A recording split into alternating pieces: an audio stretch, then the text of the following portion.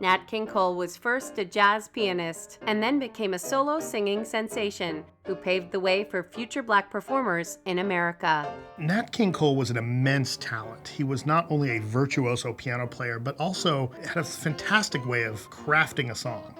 Nat King Cole had the soft baritone voice that no one else ever had and ever will, and it made him one of the greats.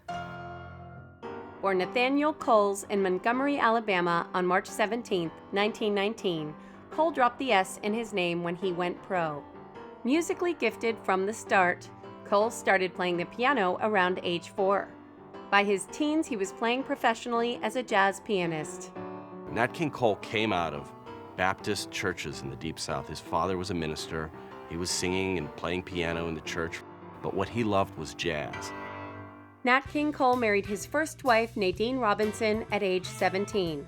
In 1948, he married his second wife, singer Maria Hawkins Ellington, with whom he had 4 children and raised a 5th, adopted from a family member. In 1937, Nat King Cole formed a trio, the King Cole Trio. They performed many great hits, including That Ain't Right, Straighten Up and Fly Right, the incredible Christmas song, and Paper Moon. By the 1950s, Nat King Cole had left the trio and was a popular solo performer. He truly became a crossover pop smash with such hits as Unforgettable, Too Young, Mona Lisa, and Nature Boy. In 1956, NBC funded a show, the Nat King Cole Show, that was the first variety show hosted by an African-American performer. The series didn't last much longer than a year because NBC couldn't find a sponsor for it.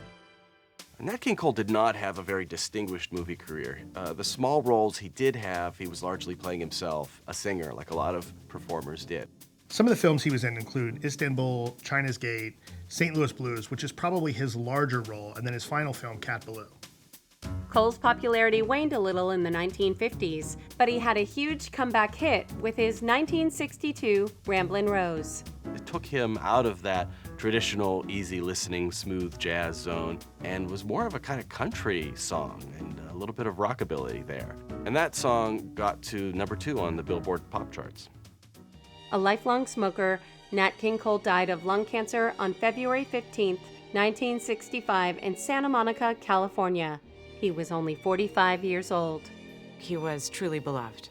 At his funeral in 1965, everyone came.